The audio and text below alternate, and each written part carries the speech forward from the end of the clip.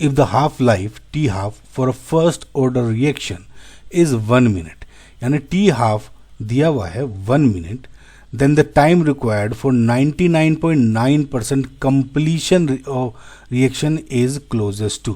देखिए इन्होंने पूछा अगर आपका 50% जो रिएक्शन है वो 1 मिनट में घट हो रहा है, तो अगर मैं कह रहा हूँ कि 99.9% रिएक्शन कंप्लीट होने में कितना टाइम लगेगा। देखिए इसको ऐसे इस तरह से समझें कि जब मैं ये कह रहा हूँ कि रिएक्शन अगर इनिशियली स्टार्ट हो रही थी तो मेरा 100% जो था कंपाउंड बच रहा था।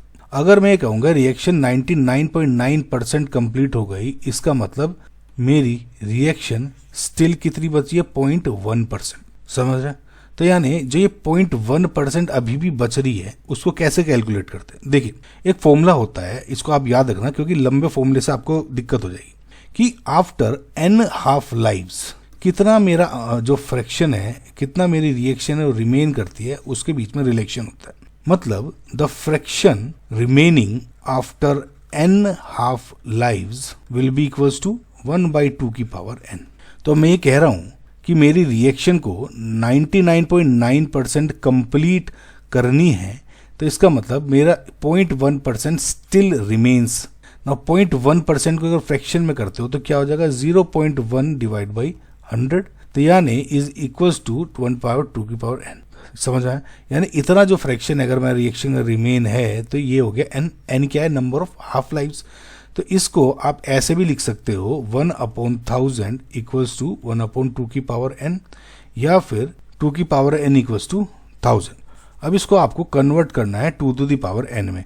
देखिए रफली एस्टिमेट अगर लेंगे आप तो 2 की पावर 10 इक्वल्स टू होता है 1024, यानी 2 की पावर n 1024, ये क्या है 1000। तो रफली अगर मैं अप्रोक्सीमेट इसको 1024 लिख लूँ तो रफली इसके 2 की पावर 10 लिख सकता हूँ मैं इसको। अब देखिए कैलकुलेशन इजी करने के लिए बता रहा हूँ मैं आपको, लंबा मेथड तो कुछ भी यूज कर सकता हूँ। तो इसका कह सकता हूँ n इक्वल्स टू 10, यानी almost 10 half lives.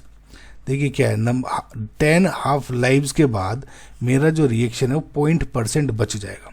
Now 10 half lives है, 10 हाफ लाइव्स मतलब एक हाफ लाइफ का मतलब है 1 मिनट, तो 10 हाफ लाइफ का मतलब क्या हो जाएगा, 1 मिनट इंटू 10 यानी 10 minute, and which will be your correct answer. I hope आपको समझ में आओगे। इसको ऐसे समझे कि रिएक्शन मेरी स्टार्टिंग में 100% ही भी खत्म नहीं हुई। अब जैसे जैसे 1 मिनट हुई, एक हाफ लाइफ हुई तो मेरा 50% बच गया।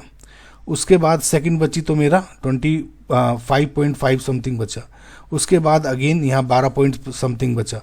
ऐसे 4 3 तो टोटल 99 पॉइंट आने के बाद जब 10 मिनट हुआ तो लगभग 0.01% रिएक्शन मेरी रिमेन रही, 99.9 खत्म हो गई। तो इस तरह का ग्राफ बनता है। आई होप आपको ये मेथड समझ में होगा। इसको correct answer is option number 10।